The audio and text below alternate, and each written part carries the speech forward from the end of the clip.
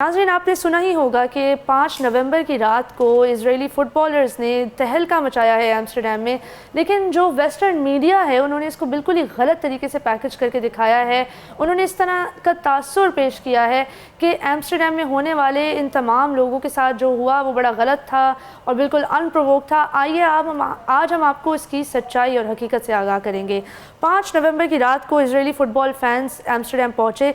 ये Maccabi Tel Aviv नाम की फ़ुटबॉल टीम है जिसने एजैक्स के ख़िलाफ़ एम्स्टर्डम में ये मैच होना था। इसके लिए 3000 से ज़्यादा इजरायली सपोर्टर्स पहुँचे थे एम्स्टर्डम, और from the moment they reached the country वो फुल ऑन गलियों में जाकर नारे लगाना शुरू हो गए। उन्होंने अरब्स के ख़िलाफ़ नारे लगाए, उन्होंने फ़लस्तीनियों के ख़िलाफ़ नारे लगाए। इनफैक्ट कुछ नारों में उन्होंने ऐसे जुमले कहे हैं कि जो डायरेक्टली ट्रांसलेट होते हैं कि फ़लस्तीनियों को मार देना चाहिए, अरब्स को मार देना चाहिए, उनके बच्चों को मार देना चाहिए।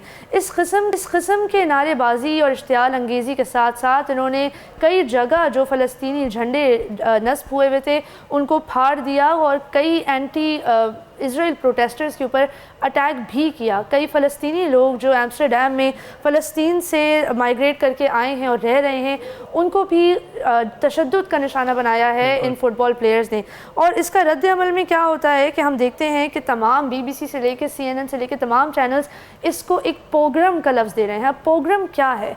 जब हॉलोकॉस्ट हुई थी तो पोग्राम का लफ्ज़ पहली दफ़ा इस्तेमाल किया गया था। पोग्राम एक ऐसी एथनिक जिसको कहते हैं जेनोसाइड को कहते हैं जो असल में इजराइल फ़लस्तीनियों के ख़िलाफ़ कर रहा है।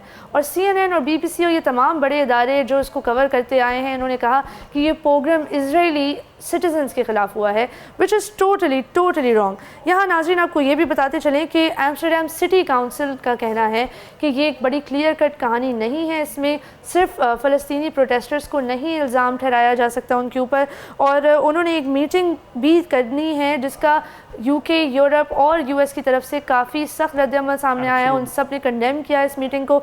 इस मीटिंग में वो ये फ़ैसला करेंगे कि ये जो तमाम लोग हैं जिनका अरेस्ट, जिनमें से कई अरेस्ट भी हो चुके हैं, इनका क्या करना है।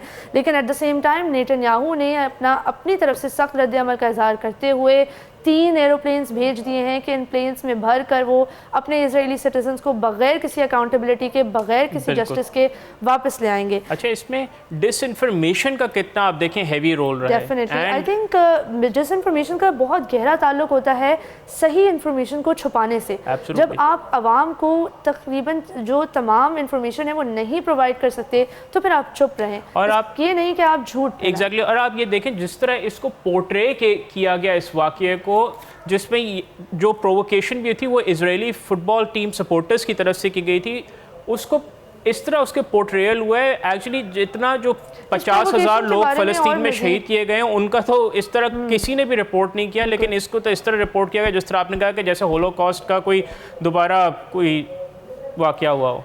जो एग्जैक्ट प्रोवोकेशन है वो आपको नाज़रीन बताते चलें कि इस तरह के जुमले भी कहे गए हैं कि पूरा इजरायली फ़ुटबॉल सपोर्टर्स का क्लब रोडों पे निकला हुआ है और चैंडिंग हो रही है कि गज़ा में स्कूल्स नहीं हैं क्योंकि गज़ा में बच्चे नहीं रहे।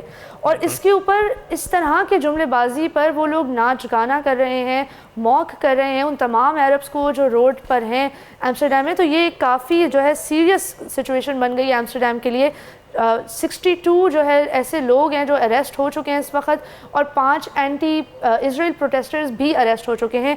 600 से ज़्यादा पुलिस एहलकार एम्स्टर्डम की हुकूमत ने, सिटी काउंसिल ने जो है वो डिप्लॉय किए, और उसके बाद भी सूरत हाल अभी तक काफ़ी तशवीशनाक है। अगले आने वाले दिनों में हम इसके बारे में डिस्कस करते रहेंगे। Unfortunately this issue is actually another example कि इजराइल जो एक पराया स्टेट बन चुका है and they get whatever they want.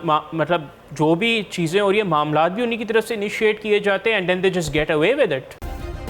Subscribe करें और बेल दबाएं ताकि कोई खबर रह न जाए।